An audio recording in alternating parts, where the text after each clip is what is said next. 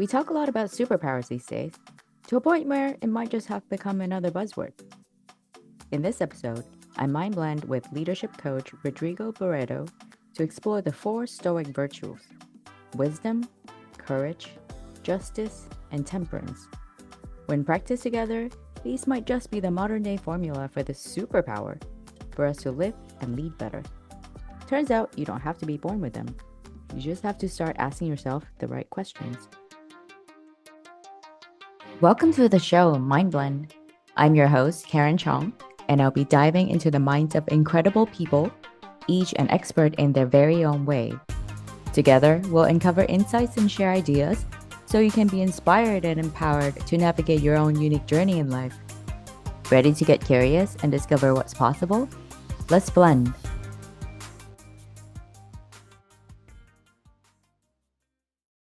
So my guest today, Rodrigo Barreto, has built a career helping leaders and teams adapt, grow, and thrive.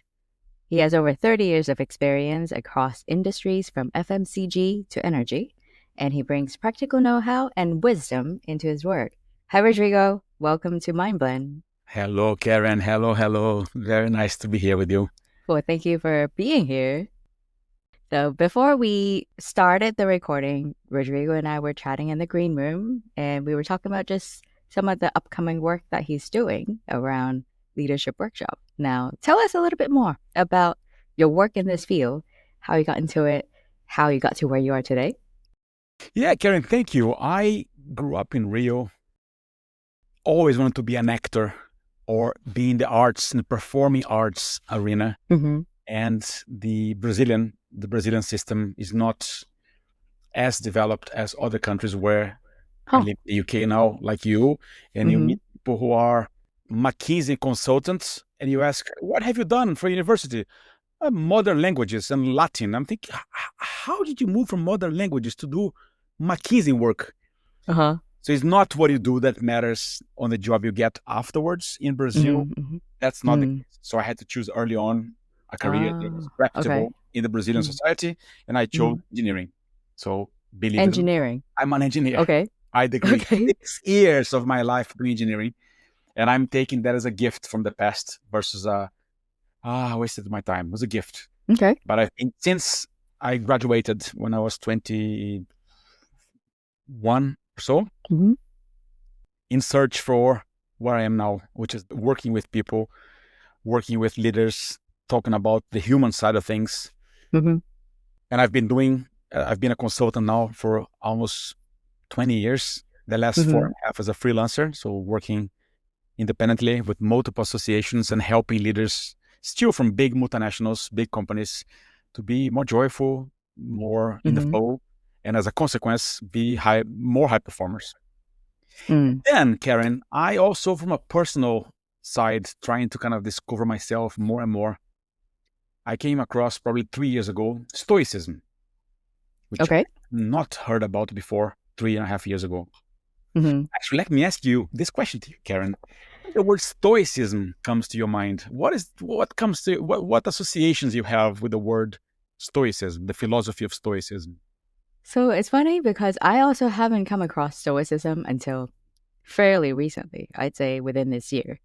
And because I know the word Stoic, I thought it meant like it's more observing. Don't just jump to conclusion, but look at your opponent and listen instead of jumping to just saying something. So that's what it means to me. But I obviously haven't delved deep into it. Nice. Interesting. Yeah, I ask people, and there's all sorts of associations. Some of them, like you just said, your version. There's some that think you have to be passive, emotionless, almost like the picture of a cow in a field. It's raining, it's miserable, it's cold, and the cow is just there thinking, what can I do? I just have to bear with this miserable weather. And what I discovered personally, and I'm applying this to leadership, which is your main question at the beginning, was that Stoicism is way more than that. And it's nothing but it's not about being kind of calm and doing nothing. It's actually a very active philosophy. Tell us more. to try to kind of summarize this kind of big body of work, ancient, 2,000 years old. So Stoicism started with Zeno, who was a philosopher and was a merchant that was in a storm, and his ship sunk, and he showed up in the shores of Athens as a beggar with nothing but himself, trying to find the answer of how one can live a virtuous life, a virtuous life. And he came across the writings from Socrates, the Greek philosopher, who, contrary to the noble society, who thought that those virtues were only a gift or a privilege from the rich and from the noble, Socrates think this is human. Everyone can have those virtues. You can be a billionaire, you can be a king, you can be a beggar or a homeless, or you and I. And so that's kind of how it started. And Zeno fell in love with this idea. And in Athens, I know you've been in Athens because I've been there with you, Karen. There is the Acropolis, and at the bottom of the Acropolis area, there is this that portico, the Agora. And that's where Stoicism was found, because the word Stoa means porch, painted porch. Porch, that place in the Agora, in the Acropolis area, where the school of Stoicism, because of the Stoa, the portico, started 2,000 years ago. And people like Seneca, the emperor from Rome, Marcus Aurelius, Zeno, and many others, including more fresh, actual people like J.K. Rowling and Bill Clinton, and many other current, Schwarzenegger, and I'm throwing some names, but there's a lot of people who are Stoics at the moment and follow Stoicism. So that's kind of the story and how it was created and started. And I would try to summarize what is it all about. I think there are two big learnings on Stoicism. First one is that you have to focus on what you can control. In psychology, they call locus of control, the locus of control. And it's not new, just very hard to implement, which is to be spending your energy, your resources, your worries, your ambitions, your happiness on the things you can control. And ignoring things you cannot control. It's going to rain tomorrow or not. I can buy an umbrella. I can protect from the rain. Changing the rain tomorrow or the weather is impossible. If I'm going to have illness, or if the COVID is going to come, nothing I can do about it. There's nothing I can do about it. To controlling the event. I can control my reactions to the event, but not the event itself. So first, big learning, not new. You probably heard this before. Focus on the things you can control. For me, I think the new part is then, with the remaining, which is what you can control, there are 4 virtues that guide the philosophy of Stoicism on the things you can control, which is the places where you can do something about. You can react, you can behave in a way that is different. And the 4 virtues are not in a priority. It's not 1, 2, 3, 4. There are 4 equal, powerful, and important virtues. And they work together as superpowers. So you don't have one, and I will show an example of what if you just do one without the others, it's not the same effect, the same impact. They have to work as superpowers. So one of them is wisdom. Wisdom. And that is not to be the Buddha in the mountain, the wise man. Wisdom of day to day is being wise. Being wise meaning knowing yourself, knowing your teams, knowing your emotions, knowing what you care about, knowing your values. When you read the book, don't skim the book, go in depth. So don't say, I understand AI. I know AI. Really? You really know it? No, you don't. Not really. You just read because you think you know. So live a deep life. I guess that's the main message on. I was just gonna ask, like, because when you said wisdom, I was thinking, ask anyone on the street, like, what wisdom do they have? Probably don't know how to answer. And so, like, just like you said, going deep in things, go deep into yourself, go deep into like relationships, go deep into subjects. Is that basically what wisdom is? Yes, and I think because it can be very abstract, this whole wisdom, I Yeah. like this shortcut that I use, which is to think whenever you face a situation that is difficult or not, or any situation that you want to do something about, you might say, what is the wisest thing I can do now? Mm. I got a feedback from a client workshop that we done, and the client wasn't happy. Mm-hmm. Just got this message via email from this client.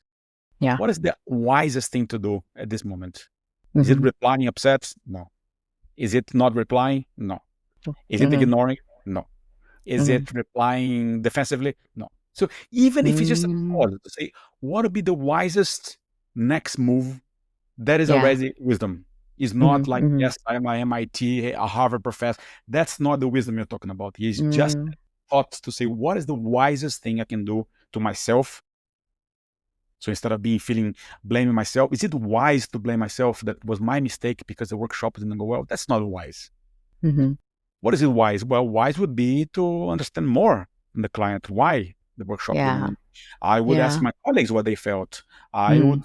compare with similar workshops in the past. I would Mm-hmm. try to understand what is going on with that person. I would be Mm-hmm. thinking, is that the person's feedback or the boss's boss who gave the feedback to the person who is now backlashing on me, Yeah. as opposed to just reacting? Mm. Okay. Makes sense, Karen. Yes. Yes. And also, like, we associate wisdom with someone who's old, but from your explanation, it doesn't have to be the case. Doesn't have to be the case. And sometimes a Mm-hmm. child wonder, you know, what I'm talking about in the line of business you work, Karen. Wonder, possibilities. A Yeah. child is full of amazing wisdom. Yeah. Yeah. As a Wonder 5-year-old, mindset. Yeah. yeah, that's Mm-hmm. why, really. Mm-hmm. So that's what wisdom is all about. And given that, if there's one area of wisdom that I would like your listeners or whoever is listening to this podcast to think about, is knowing yourself. Mm. So let me ask you one question, Karen. From 0 to 100%, how much do you think you know yourself? 0 to 100%. I would say 100% actually. Wonderful. Yeah. Wonderful. Yeah. Because I could predict, Mm-hmm. Go like, ahead. there are left brain, right brain. Mm. From a professional point of view, I'm very left brain, given what I do. Mm-hmm. Personal life, I operate left brain, but I let my right brain make decisions. And then I can almost predict how I'm going to react to certain things. And then, as always, it's like my left brain coming into control, giving the reasons why you should or shouldn't do that. But like the right brain, it's really what's driving my intentions, my actions. That's amazing, Karen. So And yeah, I'm I wouldn't say 100%. very pleased to hear that, because a lot of Mm-hmm. people respond 85, 80, 90, Mm-hmm. Mm-hmm. which is understandable. Yeah. There's an argument to be said that you're never going to reach 100%, because then you're done in your Mm-hmm. self-discovery. Mm-hmm. There's wisdom to learn. Mm-hmm. But aiming for 100% or close to 100% is the ideal, and it seems that you are on that. You are there. Yeah. Yeah. But then I ask the follow-up question. Oh, 85%. Great. How much you wish you knew yourself? And a Mm-hmm. lot of people don't say 100%. 97, 98. Why? And then I ask, hey, what? Why not 100? 100. Mm-hmm. Classical answer. I want to leave some surprises. And I remember when my leadership professor in Mm-hmm. my MBA in the US asked this question, and people responded the same thing. Oh, leave some surprises. He said, can I tell you something? Life is already full of surprises. Yeah. I really hope the surprise is not you. Yeah. Yeah. Yeah. Very powerful. I think as Mm-hmm. a lasting message, knowing yourself as much as you can is a gift. Mm-hmm. And if you are there, Karen, I would encourage then you to move to beyond yourself, to now think about how much do you know your team? How much do you know your Yeah. clients? How much do you know Mm-hmm. your country? How much do you know your family? Mm-hmm. Because the more aware, starting with self and then beyond you are, you'll be a wiser person, because you know, okay, this is why this person said to me like this. That's why Mary always comes in the morning grumpy. That's why Johnny is always trying to Mm-hmm. help and kind of gets overwhelmed, because that's Mm-hmm. his nature. I understand this person. So you Yeah. become Yeah. someone who empathizes with the world, with people around you, and you understand. You are much more Mm-hmm. aware of life and the universe, Yeah. versus being self-centered and not even aware of what's going on. Yes. Yeah. Being aware of your surrounding and the people it's more and more important as I discovered. Like I always thought I think a lot about people. I'm pretty high on empathy, but it's not so much just being empathetic. It's trying to understand where they're coming from. Like given what I know of them, how they're going to react to certain things because it helps with everything. Team, client especially. And Karen, Yeah. did you do anything? Was this the 100% number of self-awareness something you've consciously worked on? Is it just because how would you explain? Because a lot of people are not there. How would you explain? How did you get there? Obviously, I don't wake up every day thinking I know myself 100%, but I think it's because I did a lot of self-discovery earlier on. Mm-hmm. And what I meant by that was whenever I feel like I'm just in the same spot, like I am not very content, I have to say. Like my mom has told me that, like, because when I was younger, I was never happy with where I was. And my mom has mentioned that, like, you should be content, but I interpreted it as just being happy where you are and, like, don't seek other directions. So I interpreted it as that. I don't think it meant that though. Like being content is like being happy where you are instead of just trying to run away. So I think I did a lot of self-discovery. When I feel like I'm just in the same place, I look for what more can I do. So in the process of finding what more can I do, finding what fulfills me, that helped me with, like, I chipped away at the self-discovery. And then I talk to myself, like I think a lot. So, so listeners, I'm not crazy, but I do talk to myself a lot in my head. So maybe that's why I have a lot of conversations with myself. That's good. That's good. If you love yourself, and you touched on another very important point on the wisdom, which is the inner voice. Let's get into that. The roommate who is there talking all the time. And the idea is that our brains are very powerful, but they are not made to make us happy. The brain is wired to make us survive. So the voice steadily is talking all the time. And for most people, it's not a good narrative. It's not like, yes, Karen, you're great. Here you go. One more session with this big client, a mega event. You're going to do amazing because you are amazing. It's like, did I check everything? Well, I'm not concerned about the timing. I hope I go well. I didn't sleep well last night. The voice is there talking all the time, which brings us to the next virtue, because I think I want to connect back to your point about your mom's advice. Moms are always, very often have good advices, but the second, they've seen more. So. They've seen more. They also have more biases. They also have sometimes an older mindset, which brings to the next virtue, which the Stoics call temperance, which people, you and I'm not an English native speaker. It's not a maybe obvious word, but another way to look at temperance is kind of moderation. And another virtue, the other virtue is thinking about moderation. Moderation in habits, moderation in the decisions you make. Going back to our example, we got a feedback from a client, the event is not well. Wise person is going to try to understand more. What will be a moderate or a measured thing to do? Is it calling the person now, just after the workshop? Is it scheduling a follow-up calmly and then preparing yourself? Is it involving other people? So how do I react in a moderate way? Am I going to be upset? Am I going to complain? Or I'm going to be happy? Well, there's a balance. So your comment about your mom is a very interesting one, because one can say, if I'm content, there's nothing else to search for. I'm happy in the present. So why think about the future? Why try to understand more? Why read more? Why have a deeper life? Why try to understand the awareness of my team, my organization, or my community? I'm just happy as is. Well, what a moderate person would do. Would you become a discoverer and all you do is asking people and talking to people and do nothing in the present? No. Is it to become 100% in the present, ignore the surroundings in the future? And I there is get no answer of what moderate is. But in every aspect of life, I'm going to throw another example. I remember when I was thinking of going freelancer and independent. Is the wise and moderate thing to do to say, I'm fed up of big companies. I don't like this environment. It's not for me. Let me quit everything. I want to tell my boss what I think and then become unemployed and find a job. Or to start planning the next step, to start thinking about, okay, let me test the waters. Maybe I'm going to take some days off to think. I'm not going to quit my job yet. I'm not going to sell everything, remortgage my house.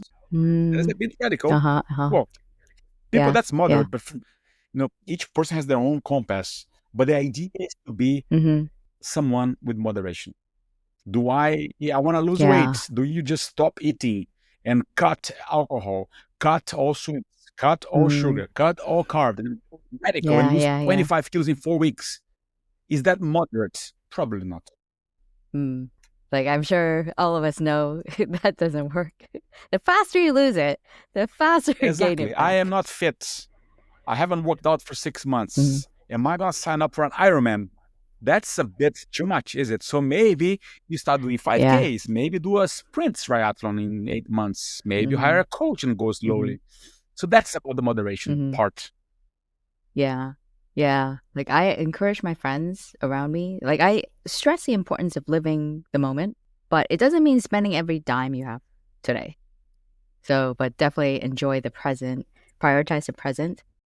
Use history to guide you, because like you may encounter similar situations, and if you acted a certain way in the past, were you happy with what you did, use that to guide you. And then for future, it's like a goalpost or something that kind of tells you what direction you want to go, but live in the moment.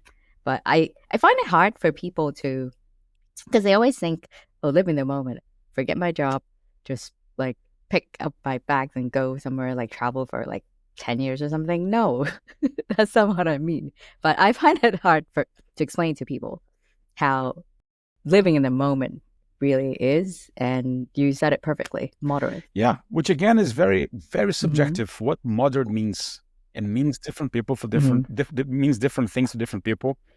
But I guess if you use it as a rhetorical question to yourself and think, what does someone with balance would do? I think I need to lose weight, or I think I need to get fitter, or I think I need to be a bit more outspoken, or my life needs to be more adventurous. You're going to quit everything, sell your house and go to a safari for 10 years. You're going to live in a boat and everything you've built. Maybe, but maybe not. Maybe you don't need that radical. Yeah. It's a bit radical. Yeah. For me, I'm talking with my lenses, Karen. And part of being the moderation virtue, the temperance, part of that is also discipline, self-discipline, moderation. So there are many books about that in Stoicism. And one of the books talks about an example that you and I, probably the world, can relate to, which was the late Queen Elizabeth. Prince Philip, her husband, died during COVID. And because the nation was told to use masks and isolation, a very unique picture of the Queen at the funeral, at the church, sitting by herself, all in black with a mask. And you can argue she's the Queen. She could have the Oxford doctors doing COVID tests to make sure 100%, 3 million % sure that everyone around her and the family are safe and not contagious. But yet, a disciplined person thinks that's what I asked my country to do. That's what I'm going to do. Because that's the right thing to do, and that's discipline. There's a story that she's trained to be a royal and do her duties. There's a story also that she went to an event, and the person organizing the event was like talking to her assistant, saying, I'm a bit concerned about the Queen because we're going to be standing for a long time. The assistant said, she's a professional and she's trained for it. Be concerned about you. She will stand for 8 hours, no complaint, no toilet. She's trained for that. Discipline. Is there anyone, and I may put you on the spot and you might not have anyone in your mind, Karen, but when you think of a disciplined person, might be a family member, might be your mom, or someone external, is there anyone that comes to mind as I'm giving you time here to think, and if you don't have it, you might not have it on the spot. Who comes to your mind when you think of discipline, a disciplined person? I tend to think of those fitness trainers.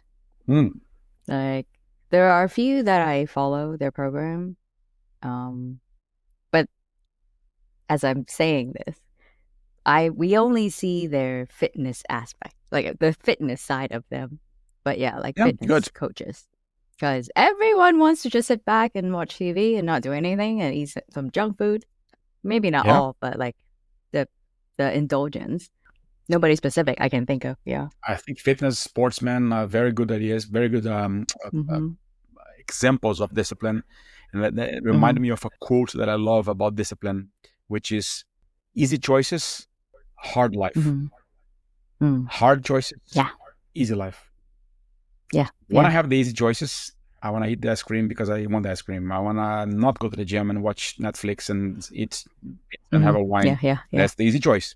You might have hard Mm-hmm. life in the future with diabetes and problems and weight. If Yeah. you do the hard choices, money, saving, uh, Mm-hmm. working hard, going to the gym, do what I think is right for my body and my soul.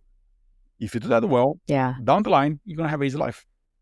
Mm-hmm. Easier Yeah. life. So again, the Yeah. second virtue. So and hopefully you can start seeing the links, Karen, because how do you know what is moderate and self-discipline? Well, you have to have the wisdom to know what a wise person would do in a situation.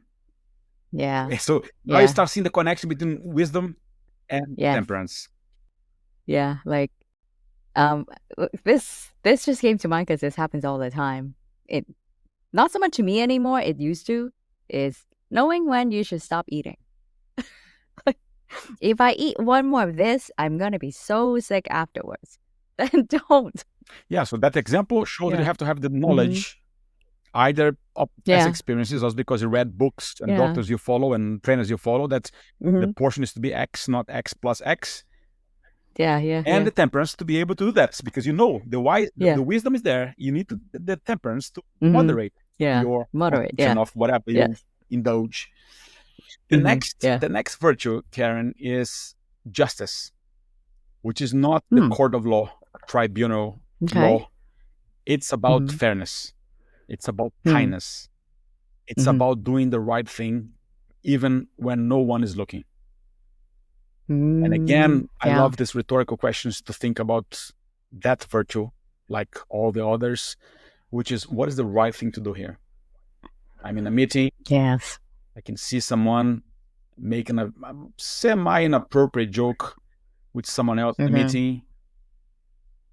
In psychology, there's a terminology that the microaggression, maybe it's a microaggression. It's not obvious, but it's a bit of a little joke there. Maybe you were touching on a hot button, and Yeah. you think, that's not cool. What is Mm-hmm. the right thing to do here? The right thing to do is, again, depends. Again, you have Yeah. the wisdom to think, am I talking to the CEO, to my boss, or a colleague? Is it a Mm-hmm. meeting on a bar, on a meeting setting, or in a church? I have to have the Mm-hmm. temperance. Do I call the person in front of everyone, or half an hour later? Mm-hmm. Do I go for a coffee Mm-hmm. afterwards? So you need the temperance. But Mm-hmm. justice means what is the right thing to do, and Mm-hmm. kindness, just and kind. And I think Mm-hmm. sometimes, at least for me, Karen, I keep thinking about that virtue most often to other people. But a big aha lately is as much to other people as to yourself. How can I be kind to myself? I failed. I Mm-hmm. messed up. Did some. Mm-hmm. I didn't do a good job on that session, on that workshop, with that client, with that discussion, with my wife. I'm human. What is the Mm-hmm. kindest thing I could do to me, to her, to my boss, to whatever Mm-hmm. happens to my interaction? What is the kindest thing I could do? To apologize, to be kind to myself, to now stop work and go for a walk. Again, there's no Mm-hmm. one answer for those things. But Yeah. what is the kindest thing I could do now? And Mm-hmm. there's no answer. But I'm sure when you are in a stress situation and something goes wrong and you think, what should I do here? That's what philosophy comes for. You can say, what is the kindest thing you should do now? To me and that person. Yeah. I felt that Mm-hmm. person kind of humiliated me in a meeting.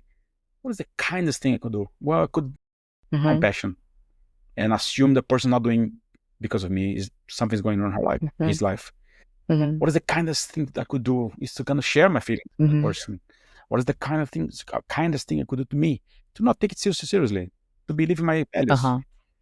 That makes sense, Mm-hmm. Karen. How does that sound to you? It With does. kindness. But I think it's so I'm sure many people will struggle. Like Mm. I don't know what the right thing to do is right now. Like how can they start training themselves so they will be able to, like, they can get closer to being able to figure out what's the right thing to do, like, at this moment, because a lot of the times, like, you're reacting, right? I love what you just said because it's going to help our discussion. So your question was Mm-hmm. how one knows what is the right thing to do in this situation, right? Mm-hmm. Mm-hmm. Mm-hmm. Then the next question is Yeah. what a wise person would do, not knowing the answer. If you are a wise person, you don't know what is the right thing to Yeah. do. What could you do as a wise person? Find out more. Find out more. Ask a colleague, Yes. Yes. get a coach, ask your Yeah. mom. Yeah. Go for a colleague, Mm-hmm. say, I'm a bit confused here. I don't know what is the kindest thing I could do. What do you think? You can ask Mm-hmm. ChatGPT and see what comes up there. You can read a Mm-hmm. book that you love about meditations. You can talk to the universe. You can go for a walk. But Mm-hmm. again, if the answer of what is the kindest thing I could do now, you don't know, think about Mm-hmm. what a wise person would do. Well, as you Mm-hmm. responded, you find knowledge. I need to I'm going to Mm-hmm. spend the next 2 days Yeah. trying to find what is the kindest thing I could do in this situation, or the next 2 hours, the next two Yeah. minutes, the next half an hour. Mm-hmm. Yeah, and that ties back into how a person can grow, because you don't know the answer to everything, but in the process of finding the answer, you'll build your knowledge, Absolutely. and then that's how someone grows. You can say, how do you build the knowledge? Well, a wise person would ask people with knowledge to see how do I get more knowledge about X, Y, and Z. A Mm-hmm. person with temperance is not going to say, yes, I need more knowledge. I'm going to read 3 books per day, sign up to 2 webinars, have 60 Uh-huh. newsletters, and ask ChatGPT Yeah. and study and live in Mm-hmm. a library. That's not Mm-hmm. moderate. That's Yeah. too much. Yeah. Yeah. And the final virtue is Yes. courage, which is not final. Every time I Mm-hmm. talk about Stoicism, they come in different orders. There's no one comes first. Okay. You have to have the courage to find wisdom. Mm-hmm. You have to have the courage to say, okay, the right thing to do is go to the gym. I need the courage to kind of sign up for it. The right thing to do in this situation where a microaggression, per the previous comments, happen in a meeting. Mm-hmm. I know what is the wise thing to do. I know a moderate person should do this not now, but afterwards on a coffee. I know what is the kindest thing I could do, Mm-hmm. but I need the courage to say, I'm going to actually do it. Otherwise, this Mm-hmm. plan that never happened. Mm-hmm. So you have to have the courage. You said, Karen, you know yourself 100%. You might think, oh, there's this job opportunity now. There's a great salary. It's not what I love, but it's good. It's actually going to detract from my core. It's not going to add to my life. And it's actually in a company that doesn't have a good ethos with a guy or a girl Uh-huh. that I don't even like so much, but it's good money. Mm-hmm. My internal compass thinks I shouldn't be doing this. Mm-hmm. So you have to have the courage to say, no, sorry. Mm-hmm. How about the Mm-hmm. money? Well, I might have less money this year. Uh-huh. That requires courage. Uh-huh. How would you define courage? Like, is it doing something when you don't feel comfortable? Or how would you define courage? Karen, I'm going to be wise here and answer always and kind to myself. I don't know the answer. I have no idea how to define courage. Maybe we can co-create together. I like your starting point. But probably to make the decision and have a behavior, do something that is not comfortable. I would say probably that requires courage. Courage might be, and again, I don't have a definition, but it might be something around doing something when it's uncomfortable. You know, if you, I don't know how much you know about the work from Brené Brown, who talks a lot. She has this book, Dare to Lead. She talks about vulnerability and talk about courage. And she has a quote that says, you can choose comfort or courage. Not at the same time. You cannot have you cannot have comfort and not have and comfort is doesn't require courage. So in other words, to be courageous means you have to not be comfortable, to do different, something better, something more aligned with your values, stop doing something. You have to have courage to leave your job and find another job. You have to have the courage to lean in a discussion that is extremely uncomfortable, but required. You have to be comfortable to push yourself to learn more. You are uncomfortable to stop eating the second ice cream and tomorrow do fasting, etc. So this completely relates to what you said earlier about it's not just one of the virtue. They all have to work together. Because doing something that's uncomfortable could be that's not the right thing to do. Yeah. You could say to your team, I want to double my revenue in this business. I'm the CEO. I want to double the revenue. I want you all to work very hard. I not work. And by the way, that's my vision. So I want to know from you employees if you're on the bus or out of the bus. Because there's only two options: be on that journey with me or out. Oh, that's courageous.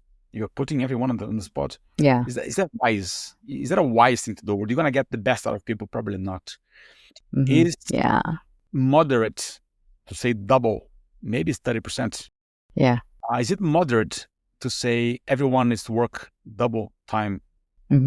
Or is more moderate to work a bit more, or choose a day of week that you work more, or work more for 2 months, but then have some time off in addition in lieu? Is it kind to people? Because that's your dream and your greediness to grow double digit in the expense of all your employees who perhaps don't care about growing double digit. So again, they need to work as superpowers together. They have to work together. Yeah. You can argue some of the leaders in the Western world, places we know and are very controversial, very courageous. Yeah. Is that wise? Is that kind? Is that fair? Is that balanced? Is that moderation? No. And you see the result. Yeah. Is wars very courageous. Yes. to start a war, to throw a bomb somewhere else. That's courage. Is that kind? Is that the right thing to do? Is that wise for the society, for the world? So Karen, that's for me why it's fascinating. And I think I want to maybe share two more things that is on my mind. Yeah. One is a lot of people might listen to this podcast and think, yeah, it's a nice philosophy. Yes, you can treat it as a philosophy for life, but I also dare anyone to come with an example from business life and corporate life and career life that you cannot apply the four virtues. We discuss examples about a workshop, feedback from a client, a meeting. So it could be your company, it could be your career, it could be your marriage, it could be yourself, it could be your professional ambitions, it could be your 5K you want to run, it could be more healthy. So you can apply, those are virtues. Those are things that it's not a leadership model. It's not a leadership model, the 6 keys, the 8 levels. It's a philosophy that guides you on everything you do, including work, including dealing, including your personal life, etc. So that's the first thing. Don't take the word philosophy and stoicism as it's like something unattainable. I work in a retail. I work for McDonald's. It's a retail business. It's hardcore. I work for an investment banking. It's knife on the mouth. It's like a hard work 24/7.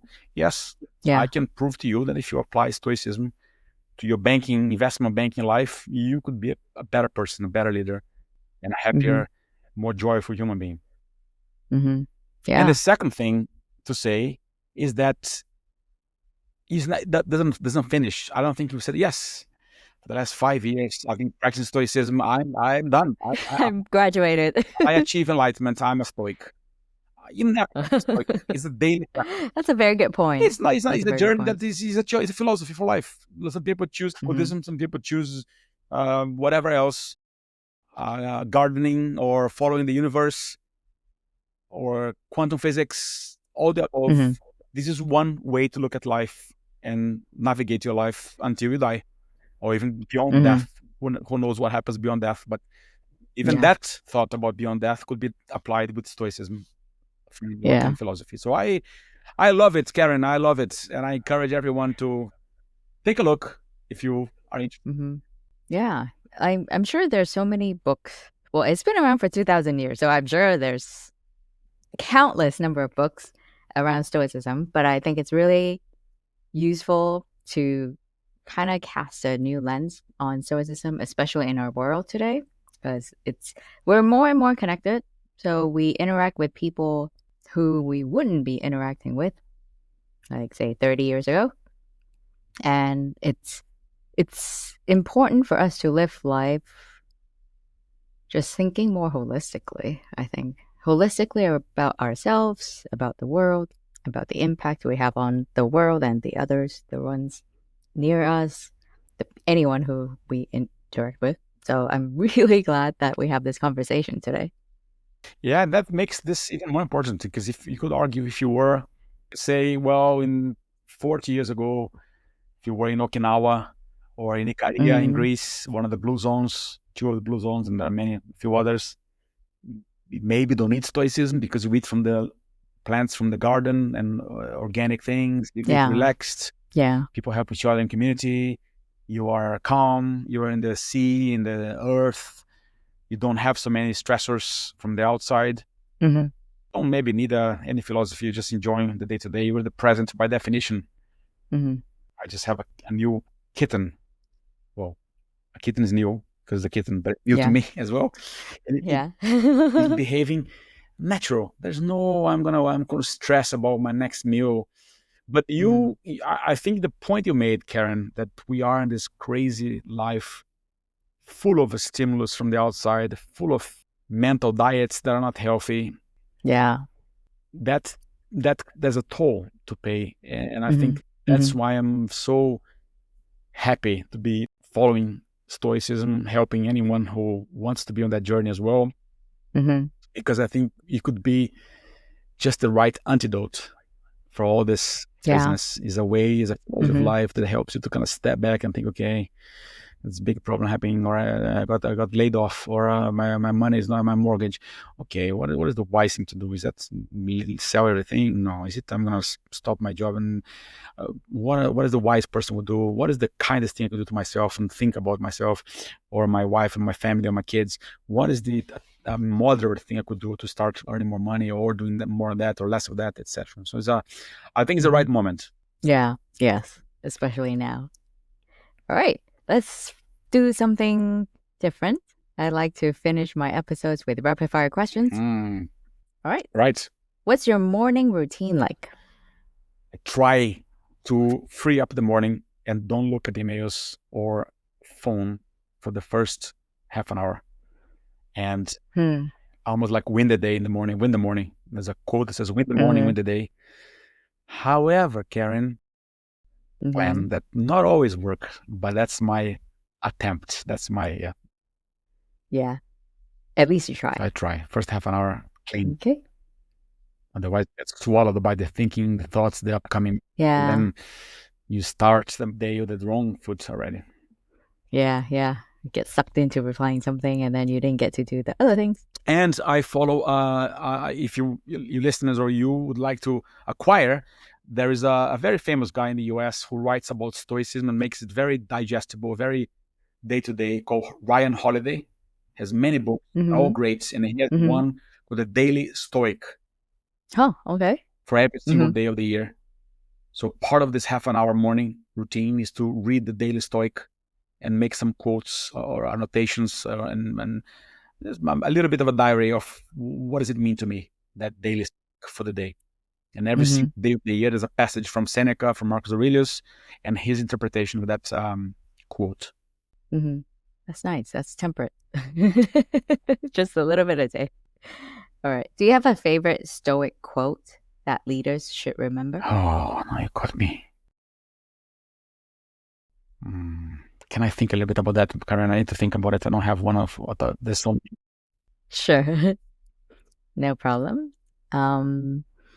What is the biggest misconception about Stoicism that you would love to just make it disappear? That is something from the past, and philosophers from Greece in a different life than mine would follow. Nice to read when I have time, but it's not applicable to me. Yeah, listeners, let's throw that out the window. Who is one modern day leader that you think embodies Stoic principles? Probably Ryan Holiday. Ryan Holiday is a very famous guy. He used to work for American Apparel. I think American Apparel in the US. He was a marketeer, corporate person, left it, and now created a very successful business with podcasts, with books. So he's leading a movement. He doesn't lead people, I think, but he leads a movement doing podcasts, Mhm. and he embodies. Well, he actually makes fun. He said, in my household, my my wife keeps telling me one of us write about Stoicism, the other one actually practices. So him, even for him, who is an expert on the topic, I practice. But I think he's a leader that embodies Stoicism in a big way. Mhm. That's great. When you need to reset, like let's say that the day is like in total chaos, you need to reset. You really need to slow down and just start over. What do you do? I try to get in touch with my values and the things that are important to me. Doesn't always work. Not work. I don't always do that trick or that hack, but when I do it, it's very powerful to kind of just step back and say, okay, look at the perspective to things. Think about your soul. You're a kind person. You only can do what you can do in situations. And my values, Karen, the three values: live, love, and learn. So I think, am I living life? Is it human? What is going through me? Yes. Mm-hmm. Am I loving myself, and I'm loving what's happening as if it was done for me as opposed to me? Mm-hmm. And finally, learn. I work in learning for the last almost 20 years. Am I learning from the situation? I'm stressed. I reacted very badly. I'm having micro panic attacks internally. I'm out of control. I'm overwhelmed. Am I learning from this? What can I learn from this? So is this kind of micro step back? It doesn't take 2 hours. I don't have to go for a walk necessarily, because maybe there's no walking around, and I try to avoid the traps, the escapes. I love red wine. I love a beer. I love exercising. Can always be a way out. But sometimes the way out is not the best. Mm-hmm. The best way is the way through, which is kind of, yeah. Yeah. A very famous Stoic quote per your second question, which is, what gets in the way becomes the way, from Marcus Aurelius. The obstacle becomes the way. So what gets in the way becomes the way. That's the way through, as opposed to the way around. So like finding how you can overcome that paves your path. Yeah, not escaping from the thing, facing the fear. Face the problem, face the situation. Because what they say as well, that people with courage, it's not they don't have fear. They have exactly the same fear as you and I have. But they are much more intimate with their fear. And they are better able, again, courage, to put up with the discomfort and say, okay, this is difficult. Or a medical diagnosis, or a challenge at work, or a pain that is kind of for a loss. Nobody likes it. And fun enough, I grew up in a family in Brazil where, I think it's a Brazilian culture as well, to be positive, to try to, life is good, today, tomorrow is going to be better than today, which is very nice, because it's very optimistic. But there's an element of it that escapes that dealing with the pain, dealing with the pain, with the fear. Yeah. Again, moderate. Like, the biggest takeaway really is these 4 virtues: wisdom, temperance, courage, justice. Like, they really have to work together. And thank you so much for having this conversation with me, Rodrigo. It's always good to catch up with you, and really wise words that we have today. And Karen, thank you for having me, and thank you for giving me this aura that you have.